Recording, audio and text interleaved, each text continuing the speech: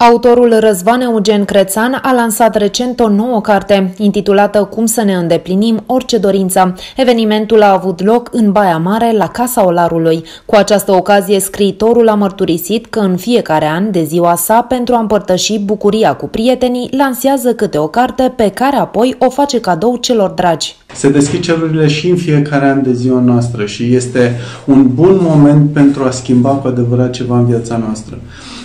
Oferind o bucurie prietenilor și oamenilor dragi din viața mea, deschise fiind cerurile, nu fac altceva decât să mă bucur de două ori. Odată de bucuria de a dărui, și e unic să poți să te bucuri în momentul în care dăruiești, odată de bucuria celui care a primit ceva, o parte din sufletul meu sau o parte dintr-un an care tocmai s-a dus ca trăiri ale mele și mult mai important, de fapt, Dumnezeu niciodată nu rămâne dator. În volumul Cum să ne îndeplinim orice dorință, autorul povestește despre importanța de a cere lui Dumnezeu lucruri care să ne ajute să devenim persoane mai bune și nu să ne axăm pe aspectele materiale din viața noastră. Prin volumele sale, autorul încearcă să găsească soluții simple la viața de zi cu zi pentru a veni în ajutorul cititorilor. Este o călătorie spre îndeplinirea unor dorințe și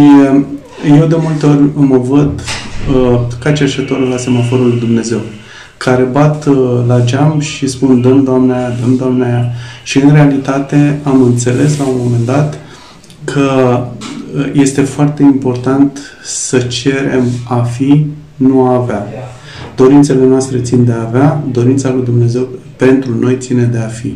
Autorul Răzvan Eugen Crețan este apropiat de Maramureș, deși este din Târgu Jiu și vine foarte des în județul nostru. Obiceiul de a oferi o carte prietenilor săi de ziua sa este de foarte mult timp. Anul acesta Răzvan Crețan va lansa a noua sa carte în luna iulie, care vorbește despre bucuria de a fi.